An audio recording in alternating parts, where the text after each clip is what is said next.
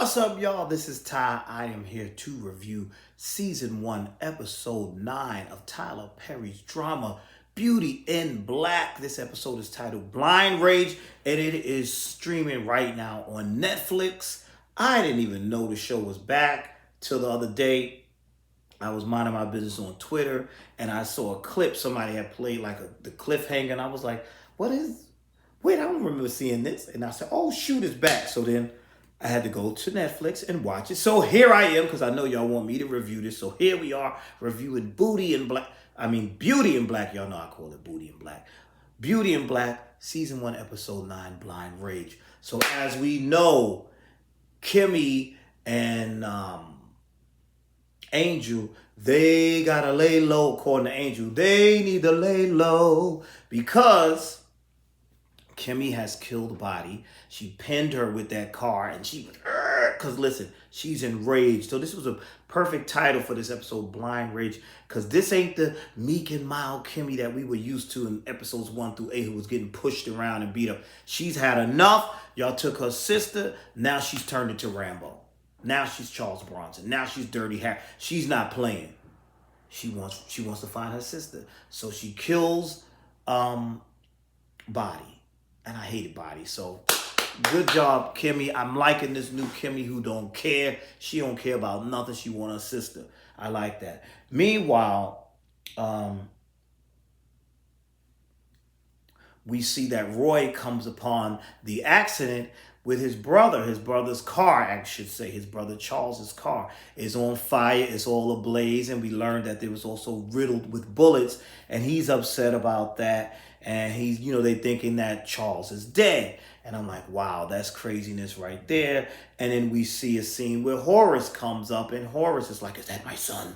And he hates both of his kids, but I guess, just to think that this would happen on the private road, the car is on fire, this is crazy, what kind of madness? So the family is gathering around about that. But at the moment, Olivia, his mother, does not know. She's laying up with her little young buck boyfriend, young dog, whatever he was, and she's having a conversation with him about, first she told him he couldn't keep up with her, because they would just got through, and he says, I know, whatever. Then she tells him, she's asking him about what happened with the situation, because apparently she had him trying to take Horace out, and she mentions how she's not getting enough with this little stipend, and he wants to put on the stipend and all this. She wants more control. She wants to take everything from him. And she's telling the dude that. She said there's so many stipulations. And this family will, Horace and Norman's father put so many stipulations. What kind of will is this? These stipulations in this will. If this, then that, then this, you can't get your share. If you murder this one, he must have knew this family was deadly and crazy. So anyway, she's having that conversation with him.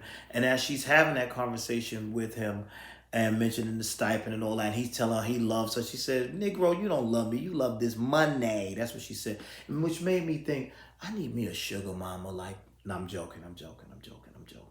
Am I? Yeah, I'm joking. I'm like that. But I wouldn't want no criminal sugar mama that get mad with me and rough me up. You know what I'm saying? But, I could use a little rich sugar mama. You know what I'm saying? But anyway, I'm joking. I kid. So anyway, as that's happening, she gets a phone call from Mallory telling her she needs to come over to Horace's house because they are all believing that Charles is dead. So, that's that. So, Kimmy,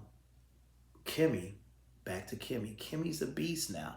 They're on the road, and Angel's trying to reason with her, and she's like, I'm not letting them get away with this. She tells him, call Jules. He said, Jules will kill. She said, call Jules. He's like, look, we can't do this. We can't. She said, listen, then you need to get the F out the car. And she wasn't playing. She's upset. She's like, we got to go back to Horace's house. We got to do something. And he's like, nah, we supposed to lay low. He said, well, we can't make it there anyway, because look at this car. The car is beat up, and they're on the side of the road. Then he said, listen, Angel says, I can take you to this place. My homeboy that get us a car or whatever. So as they're doing that, she has a conversation with Rain. Remember Rain, her roommate and fellow, fellow hoe? fellow hooker friend, whatever, co-worker, whatever. She tells her she's still in the hospital and she's trying to talk sense into her. And she's like, no, think about what you're doing. But she tells Angel, says, oh my goodness, you don't understand. When she gets mad, it's a whole different. When she's angry, she's like David Banner before he turns into the Hawk. You wouldn't like her when she's angry. And rightfully so. They took her sister, so she's pissed off. She's angry. She's mad. And she wants to find her sister. So, long story short, Rain gives her the address to Delinda's place. Because they're like, remember, Delinda drove off with her. So I said, oh, shoot. That's going to be crazy right there. But before we get into that, let's talk about Judge Howard calling Norman to tell him that Horace wanted to speak to him. Now listen, Norman is also at a point of no return. He don't care. Somebody ran his wife over and left her all bent up. Then they had the nerve to kill her at the hospital. He don't want to hear it. He don't care. He told Judge Howard, he said, listen, go see what my brother wants. And your hands are not clean because you was taking money from when we were money laundering through the strip club and all that. So your hands are not clean because the judge was like, all I ever did was, lighten something. He said, nah, bro, your hands are just as dirty. Go see what my brother wants. Now, this is what I don't get. Why are you playing with both brothers? And you scary. You should have picked one to work. Why are you working with both? So, and they're opposing.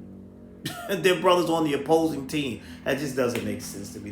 That's completely crazy. Then, of course, we know how everybody's being affected by the death, or what they think is the death of Charles. We saw Varney seem very visibly upset. We seen Jules trying to figure out what happened. And, of course, they see the watch that had the initials. That's why they think the body is Charles's. And so then you see the family dynamics. The families all gathered around at Horace's house. And then the Jews kind of told him, it was, your brother did it, whatever. But then when Olivia comes over there, he's like, oh, well, I'm not quite sure. And then that's when she gets upset and grabs him by the balls. I'm like, but Jules, you already said it was. But then there was this scene, which I thought was my favorite scene. I believe it was my favorite scene. When Roy was like, oh, I see how y'all looking. Y'all wished it was me, huh? Y'all wished it was me. And that scene was interesting, and Olivia pretty much proved his point, because when he said y'all wished it was me, first she was like, oh baby, don't stop it, don't start.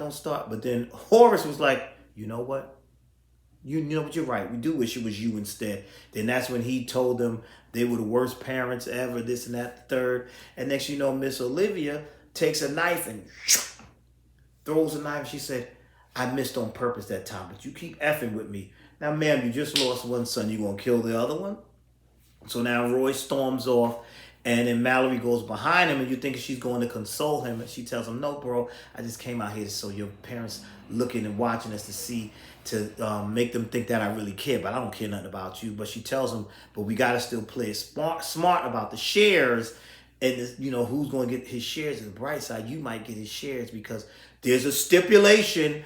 If a family member kills another family member, then all this shit. Like, this is the most confusing, convoluted stipulation rules on a will, a trust fund, whatever it is, ever. But it's all in entertainment, right? It's all about entertainment. So that was that. They had that conversation. Horace wants Jules to bring Norman to him. Bring him to me. Bring him to me. Bring him to me. Norman ain't really caring about nothing. I was like, this is crazy. Norman is not really caring about nothing. He don't care.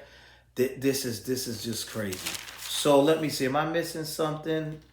Let's get to what I really, because I'm not going to go line by line, scene by scene. But let's get to the big parts of this. So, let's see.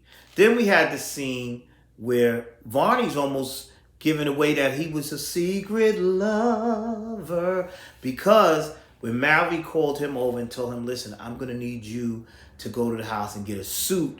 We're going to need a suit for the funeral. I was a little bit confused by that, because isn't he burned up?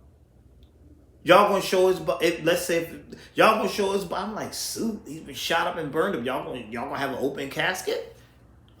Whatever. So she said, I can get you the spare key. He said, oh, I have a key. She said, you got a key? He almost told on himself. She's like, what you doing with a key? But he said, oh no, I know where the spare key is as well. So now he goes over there to get the spare. He goes over there to get a suit. And lo and behold, Charles is there. Now this scene was kind of silly to me because he's like, oh, I thought you were dead. He just died though, so why would you be so panicked like it's been weeks and weeks and weeks? Y'all never really saw the body, so you don't really know 100% that was it. I just felt like Varney's reaction, like being afraid like he saw a ghost, was silly to me because it's like, y'all never really confirmed that was his body. But that's just me. And again, it's entertainment. So anyway, I thought that scene was funny because Charles was like, oh, okay, what happened? He said, your car, Charles explained, they drugged me at the strip club, stole my car and stole my watch and probably my wallet. He said, well, your car is burned. He said, they burned up my car. And he said, and they shot it up too. And he's making so light of this. He's like, he was more concerned about the car than there being a body in the car. He said, well, good for the dude. He stole my car. Who cares? And he said, and then Varney's trying to tell him, your family is destroyed. He was like, let him sweat it out. He was like, let them sweat it out, whatever. They don't really care. Oh, like, my family's dysfunctional. And Varney was like, no, your family loves you. I thought that was all entertaining. But then we get to Charles Bronson, a.k.a. Kimmy. Kimmy comes to Delinda's house, bust that glass with that door, bust the glass out the door, come in there. Where's my sister? Had the rifle. Where's my sister? Delinda try to run, then they get the tussling, and she would, get the tussling, and then finally, I'm skipping something. Kimmy hit her with the chair, WWE style, boom. I said they were tussling. That's the craziness. That was entertaining for me. And so then, Angel comes in, and Angel's like, where is her sister? And Delinda's talking all this foolishness, and I ain't telling y'all, and Jules gonna kill both of y'all, and she's saying all this type of stuff, and where was you when your sister was being raped? Now, so you messing with somebody who is enraged right now. And she says, where were you when your sister was being raped? And what you think, you Wonder Woman now? And then she says something else like, oh, she said, where's my sister? She said, she's somewhere getting, she said that. And Kimmy blew her away. So now Kimmy got two bodies. Kimmy done killed Body, and she done killed Delinda. And that's how the episode ended. And like I said, I am enjoying this second half of the series better than the first half, because I'm liking this angry Chuck Norris, Charles Bronson, Kimmy. I'm liking this no hold bars Kimmy. I'm liking her like this because I couldn't stand it.